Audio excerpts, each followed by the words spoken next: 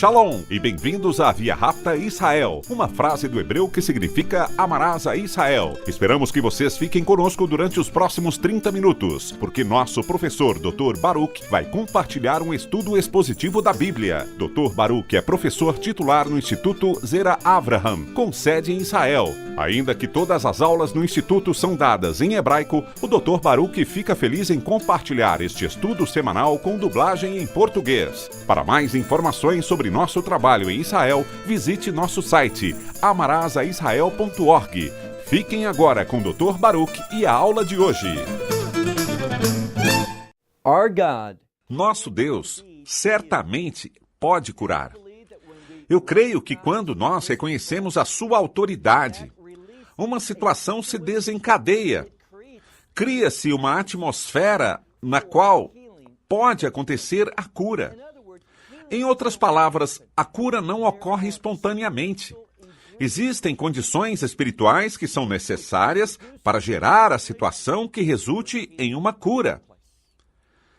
Dito isso, toma tua Bíblia e vem comigo ao livro de Mateus, capítulo 8. Livro de Mateus, capítulo 8. Yeshua vem falando, e o estudamos na semana passada, sobre esse importante conceito de autoridade. Reconhecer a autoridade do Messias sobre nossa vida. Reconhecer a autoridade da sua palavra. Foi por causa do que o centurião ouviu do Yeshua que ele atuou em fé. Essa correlação entre a fé e o ouvir. A fé vem por ouvir, e ouvir a palavra de Deus. Agora vemos, logo de falar sobre sua autoridade e uma resposta adequada a ela, veremos uma cura. Leiam comigo, Mateus capítulo 8, versículo 14. E Yeshua, entrando à casa de Pedro, este é Simão Pedro, um dos seus discípulos. Entanto, Yeshua, à casa de Pedro, viu a sua sogra. E a mesma palavra para ser lançado ao solo se utiliza com frequência como uma expressão que alguém está prostrado em uma cama. E tinha febre. Essa febre, essa enfermidade, nesse caso, não vemos um elemento espiritual vinculado com essa enfermidade. Ela simplesmente estava enferma. Enferma com algum vírus, talvez uma infecção. Não sabemos a ciência exata, mas tudo indica que era uma enfermidade natural. Não era algo como o que vimos na semana passada, como a lepra. Nem era algo que logo estudaremos e que tem a ver com influência demoníaca. Ela estava simplesmente enferma, prostrada em sua cama e tinha essa febre. Assim vemos nessa passagem que Yeshua tocou sua mão e a febre a deixou. E notem algo. Se tua Bíblia diz que ela se levantou, está incorreto. Está na forma passiva. Ela foi levantada. Isso é importante porque nos ensina que cada vez que há um milagre, esse milagre se faz de uma maneira que se relaciona conosco de uma forma com a qual entendamos uma verdade espiritual. E quando lemos aqui, vemos que ela foi levantada por alguém. E o fato de se levantar foi um resultado do poder de Yeshua liberado sobre sua vida, devolvendo-lhe a saúde. Ela experimentou a cura, e quando você experimenta o toque do Messias, e quando você recebe sua influência sanadora, isso te levantará e te elevará. Isso é o que literalmente significa. Ela foi levantada. E o que ele fez? Notem o que diz as Escrituras. Ela o serviu. Então, quando recebemos a atividade de Deus nas nossas vidas, sua cura, sua bênção, sua provisão, sua obra em nossas vidas, isso nos leva a ministrar, a servir a Deus. E as demais pessoas também. É simples assim. Ela foi levantada e logo ela lhes serviu, ministrou a eles. Versículo 16. E chegou a noite, quando lhe trouxeram a ele. Notem a diferença. Lhe trouxeram a ele muitos que estavam possuídos por demônios. Vemos aqui e nos evangelhos que, por certo, se você busca nos escritos rabínicos dessa época, encontrará que eles refletem uma ênfase também nas possessões demoníacas. Muitas pessoas não dizem ou talvez não estejam conscientes disso, mas quando vivemos o Talmud, encontrará em outros textos que havia uma sorte de praga demoníaca solta nessa época. Ou seja, quando o Messias veio a primeira vez, havia uma grande influência demoníaca no mundo. Da mesma forma, quando ele vier novamente e virá novamente, eu creio que pronto também haverá uma grande influência demoníaca. Por isso, devemos prestar grande atenção a essa passagem da Escritura e aprender com ela, uma vez mais. E quando chegou a noite, lhe trouxeram a muitos que estavam possuídos por demônios, e ele expulsou os espíritos. Como? Pela palavra. Eu enfatizaria isso. Foi pela palavra. E uma vez mais devemos aprender duas coisas. Ele poderia falar, tal como Deus o Pai, fazendo que as coisas acontecessem, organizando tudo à ordem de Deus. Segundo, há poder na palavra. É pela palavra que a influência demoníaca, os demônios em si, são derrotados, são expulsos. Assim que ele expulsou os demônios pela palavra, e todo aquele que tinha, e tua Bíblia talvez diga enfermidade, mas é kakos. Por que é importante? Kakos não se traduz como enfermidade, mas significa aquele que é maligno. E isso é que a Escritura está fazendo. Existe uma relação direta entre os demônios e aquilo que é maligno. Quando realizamos más ações, ações que violam a verdade de Deus, isso trará atividade demoníaca a nossas vidas. Talvez não as reconheçamos, ou vemos demônios, mas eles estarão ativos e estarão se movendo.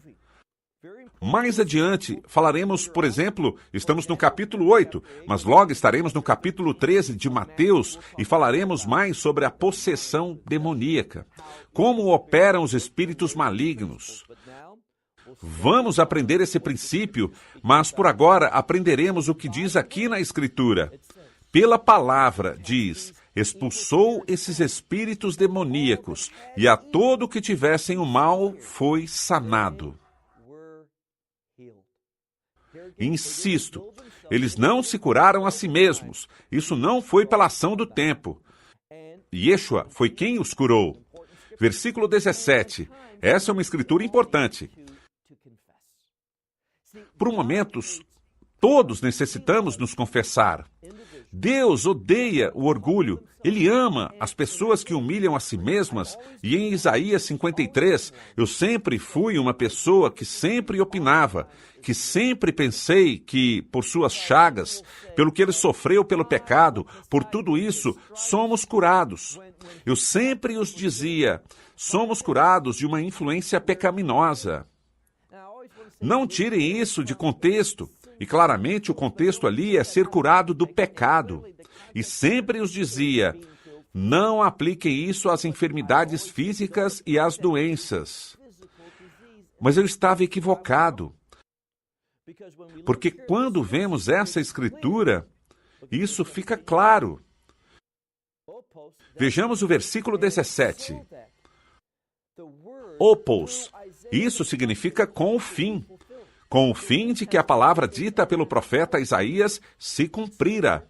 O Novo Testemunho, que é um comentário com autoridade. Essa escritura é a palavra de Deus, mas também é um comentário com autoridade para o Antigo Testamento. Vemos uma correta interpretação ou um comentário adicional nesse caso, onde diz que para que se cumprisse o que foi dito pelo profeta Isaías, quando disse que ele tomou nossas enfermidades e doenças, ele levou. Assim que parte do sofrimento do Messias foi para produzir não somente o perdão dos pecados e para terminar, acabar, deter a influência pecaminosa em nossa vida e o castigo do pecado, mas também ele sofreu por nossas enfermidades e doenças. Versículo 18. E Yeshua, vendo as multidões ao seu redor, lemos, que lhe ordenou que fossem ao outro lado. E veio a ele, ou seja, que enquanto ele fazia isso, veio a ele um dos escribas e disse, Mestre, ele está tendo, graças a esses milagres, ele está criando um grande impacto dentro da comunidade religiosa. Um dos escribas, e não se equivoquem com isso, quando se dirigia ao outro lado, um dos escribas veio a ele e lhes disse, Mestre, te seguirei aonde quer que vá. Ou seja, aonde quer que você vá, eu irei. Não importa o que aconteça, eu estarei ali. Mas notem o que o Messias o responde. Versículo 20.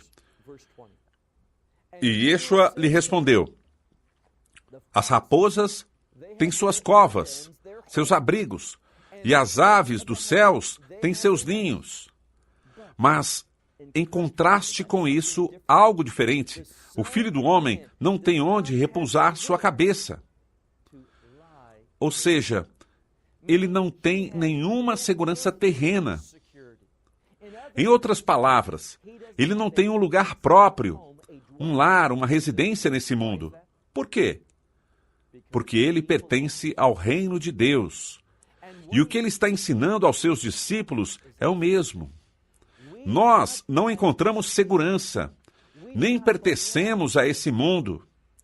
Como outros autores do Novo Testamento dizem, somos peregrinos, somos estrangeiros, somos forasteiros nesse mundo, porque pertencemos ao reino dos céus.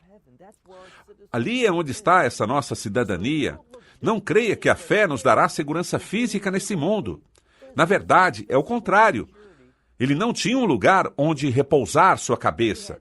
Avançando, lemos. Versículo 21.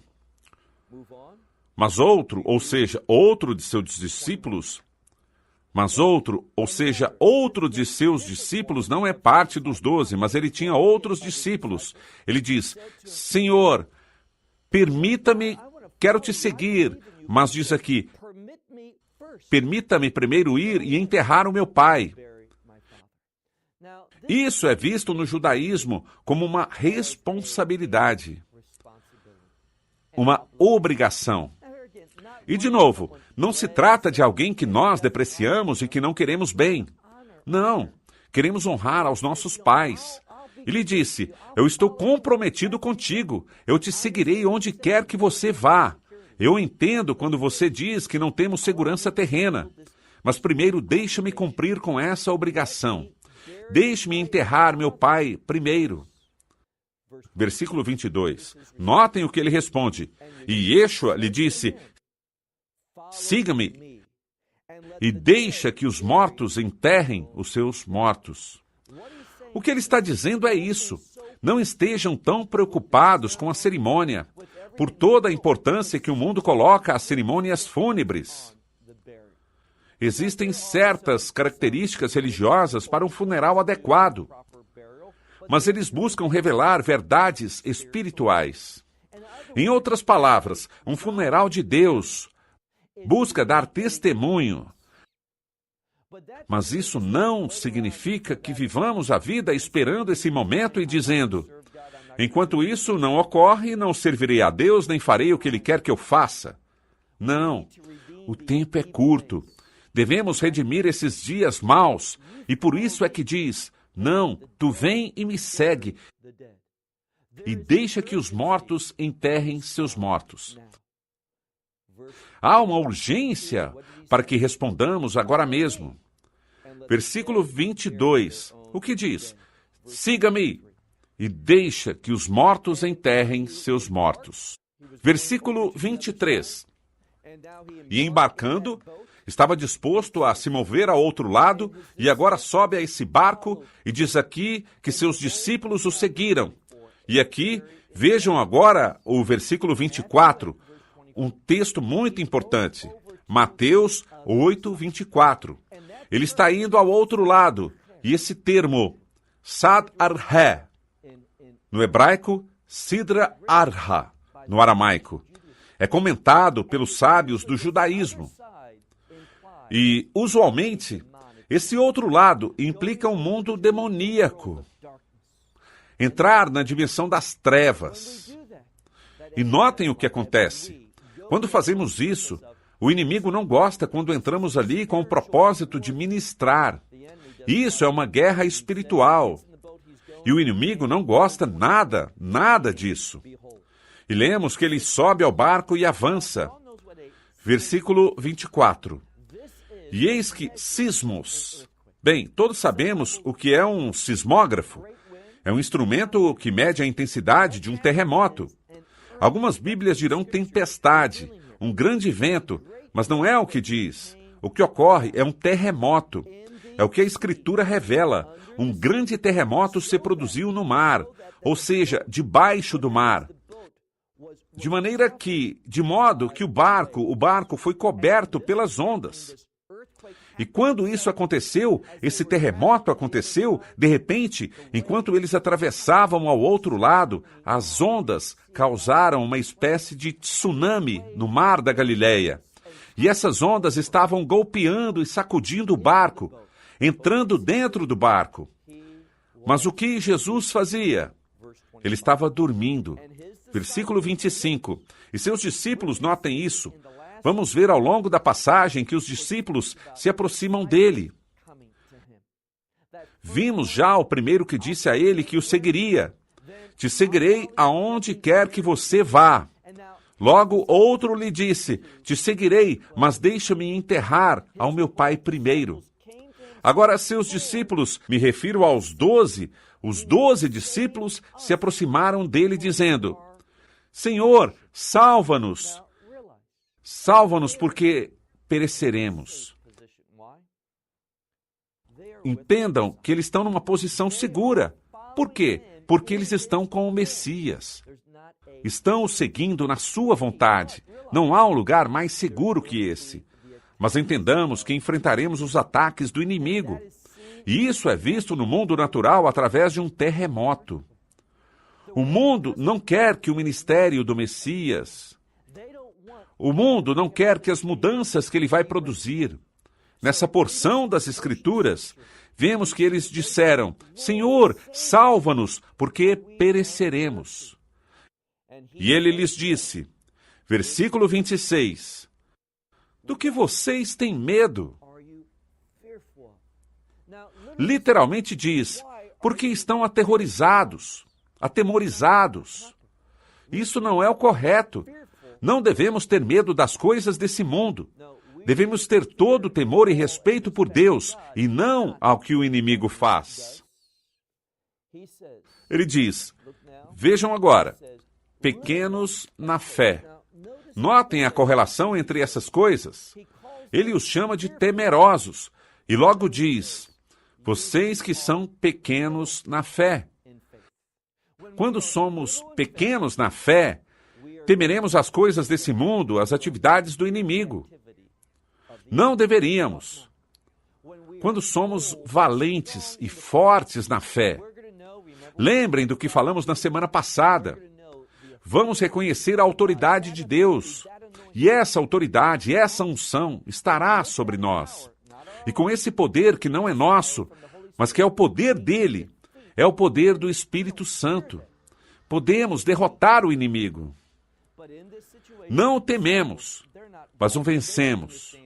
Mas nessa situação, seus discípulos não estão caminhando. Seus discípulos não estão caminhando, não estão entendendo essa autoridade. Por isso diz, vocês que são temerosos, homens de pouca fé. E então se levantou e diz que ele repreendeu o vento e o mar. E eis aqui, aconteceu que uma grande, notem bem isso, essa palavra mega, se usou antes para se referir ao terremoto que havia ocorrido. E todas as outras que estavam ocorrendo Houve muitas coisas que o inimigo utilizou para derrotar o Messias e Yeshua, mas ele, em um instante. Por quê? Devido à sua autoridade, falou e de imediato, lemos nas Escrituras que aconteceu uma grande calma ou uma grande quietude. E logo, lemos agora o versículo 27. Há uma mudança na terminologia. E sempre que você ver uma mudança na terminologia, que isso revela uma importância significativa. E sempre que você veja uma mudança na terminologia, que isso revela uma informação significativa. Até agora, vemos que uma e outra vez se emprega o termo discípulo. Discípulo. Logo muda os seus discípulos, e os chama de medrosos e de pouca fé, para logo, vemos no versículo 27 uma mudança. Aqui não os chama de discípulos. Como os chama? Os chama de homens. Homens quer dizer que são simplesmente indivíduos comuns. Temos que nos fazer uma pergunta importante. Que classe de comportamento estamos manifestando? O de um indivíduo comum, uma pessoa na média, ou reconhecendo que no Messias somos novas criaturas, novas nele? Não devemos sentir temor diante das coisas desse mundo ou diante das coisas do outro lado, do inimigo. Desse inimigo espiritual maligno e satânico, das suas influências demoníacas. Não devemos temer a nada disso, porque por meio de grande fé temos autoridade. O que eu quero dizer? Que por meio da fé temos poder. E aquele que está em nós, o Espírito Santo, ele é maior que o que está no mundo. Assim que, com essa autoridade, o que ele fez? O Messias é o exemplo. Por isso, com tanta frequência, o chamam de o Filho do Homem. Ele é o exemplo. Ele repreendeu o vento e o mar, e em um instante houve uma grande calma. Pensem nisso. Se essa palavra que eu os mencionei, sismos, fala não só de uma tormenta, mas também de um terremoto. Vemos que deveriam haver resultados contínuos. Quando há um terremoto, essa força produz ondas que durarão um período de tempo. Mas nesse caso não foi assim. Yeshua falou, e de imediato houve uma grande calma e uma grande quietude. E notem o que diz. E os homens, não diz discípulos, mas os homens, falando dos discípulos, se maravilharam. E notem o seguinte, eles disseram, o que é esse homem? Bem, não diz quem é, mas a palavra que aparece aqui, potapos, indica que tipo, que classe, e isso nos demonstra que eles realmente não entendiam que eram o Rabi. Não só que ele era o Messias, mas quem é o Messias? O Filho de Deus, quem tem autoridade absoluta. Eles o viam como um líder espiritual, como um mestre, o viam como fazedor de milagres, mas também havia outros fazendo milagres. Quando entrarmos ao capítulo 13, leremos sobre alguns que eram filhos de líderes rabínicos, quem andava expulsando demônios. Por quem? Eles expulsavam demônios, mas aqui temos Deus entre nós. E por isso é que esses homens se maravilharam e disseram, de que classe é esse? Quero dizer, eles estavam impressionados de que ele era diferente em comparação a qualquer outro homem comum. Que até o vento e o mar o obedecem. Aqui está a chave. Esse tipo de autoridade. A autoridade que tem sua origem nos céus, em Deus. É uma autoridade absoluta. Todas as coisas, ouçam bem, todas as coisas dobram seus joelhos diante desse tipo de autoridade. E essas são as boas novas para nós. Quando recebemos o Evangelho, de imediato, o Espírito Santo passa a morar em nós. E Ele passa a morar em nós com o fim de que essa mesma autoridade, lembrem a palavra grega iesúcia, é uma palavra de autoridade e ao mesmo tempo de poder, o mesmíssimo poder de Deus. O Espírito Santo habita em nós com o fim de que por meio da sua autoridade possamos caminhar nessa autoridade e que sejamos receptores desse poder. Não para cumprir minha vontade, mas para cumprir a vontade de Deus. E para isso, se dirigia ao Messias ao outro lado, para cumprir a vontade de seu Pai Celestial e para ser um testemunho de que pelo Messias, todo poder demoníaco, toda força maligna, tudo que está em conflito com a verdade de Deus e os propósitos de Deus, que tudo isso fique sem nenhum poder. Nós nos fazemos poderosos, eles se fazem impotentes. Por quê? Porque esse é o objetivo.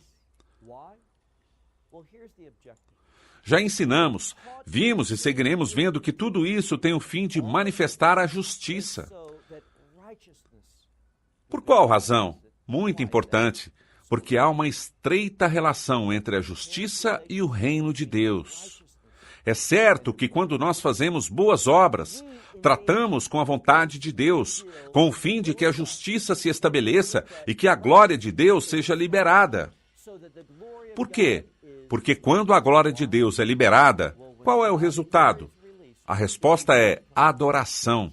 E esse é, primordialmente, o chamado para a tua vida e para todos os crentes, que nos comportemos de tal forma que levemos a outros a adorar a Deus, porque a adoração é a razão pela qual fomos criados. Por isso fomos salvos, por isso estamos aqui, para poder ter um estilo de vida, uma conduta, um testemunho que leve outros a adorar a Deus conosco. Você me perguntará, qual é o objetivo do meu dia? Do dia de hoje ou de qualquer outro dia? Meu objetivo é viver com uma atitude de adoração. E se você quiser conhecer a vitória, se você quer experimentar o sucesso, não importa o que esteja passando na tua vida, não importa como atue o inimigo, se você segue adorando a Deus, estará vivendo a vida mais bem-sucedida, uma vida vitoriosa. Não permita que as circunstâncias da vida te impeçam de adorar a Deus. Fechamos com isso. Até a próxima semana. Que Deus te abençoe ricamente. May God richly bless you. Esperamos que você tenha desfrutado da aula de hoje e que possa compartilhá-la com outros. Te convidamos a participar e nos acompanhar a cada semana, a esta hora e por este canal, em mais um episódio de Amarás a Israel. Para mais informações em português, visite amarasaisrael.org, onde encontrará muitos outros estudos realizados pelo Dr. Baruch. Até a próxima semana. Que Deus, nosso Messias e Yeshua, nosso Senhor Jesus Cristo, te abençoe durante a sua caminhada com Ele. Shalom, desde Israel.